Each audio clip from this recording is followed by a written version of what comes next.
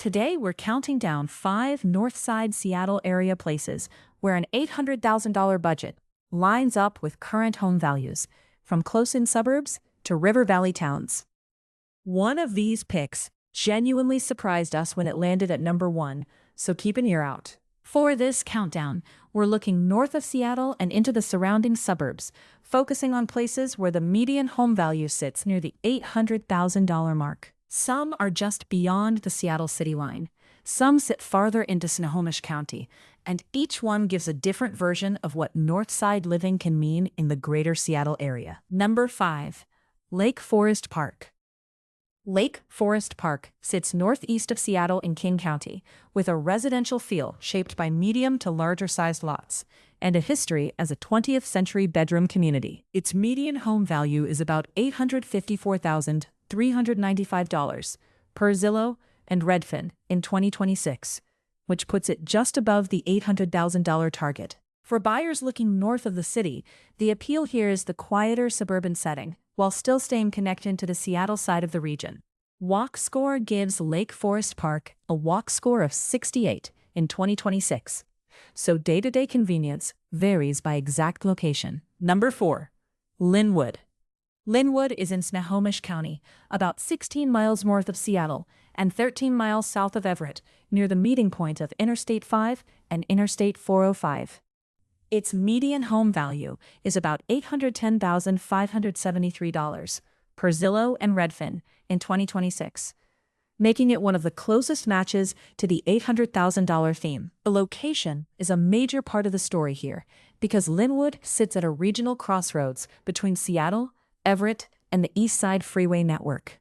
Walk Score gives Lynnwood a walk score of 71 in 2026, adding another practical point for people comparing Northside options.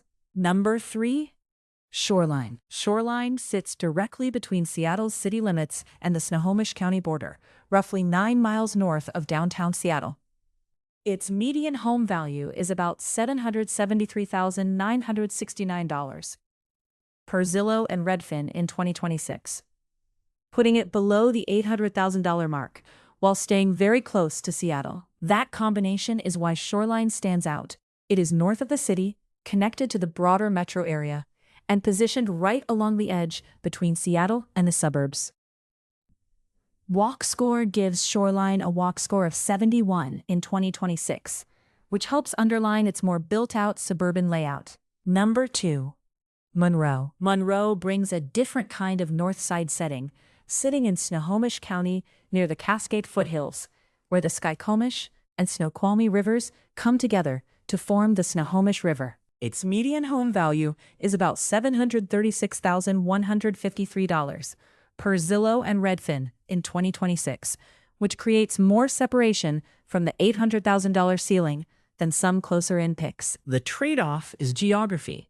Monroe is not the same close-in suburban experience as Shoreline or Mountlake Terrace, but it has a distinct river and foothills setting that separates it from the I-5 corridor communities. Walk Score gives Monroe a walk score of 86 in 2026, which is a notable number for this group. And number 1, Mountlake Terrace. Mountlake Terrace sits on the southern border of Snohomish County, adjacent to Shoreline and Lynnwood, and about 13 miles north of Seattle. Its median home value is about $698,919 per Zillow and Redfin in 2026, which is the lowest median home value and leaves the most room under the $800,000 theme. That is why it lands at number 1. It stays firmly on the north side of the Seattle metro area, touches 2 other names we've already covered, and still comes in well below the headline budget.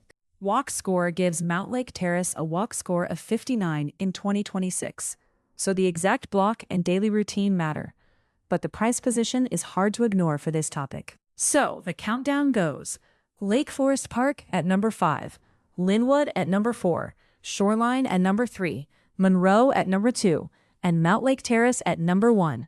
The biggest takeaway is that $800,000 can point to very different Northside experiences, from a close-in King County suburb to a Snohomish County city near the foothills. And yes, Mountlake Terrace taking the top spot really was the one that made us look twice.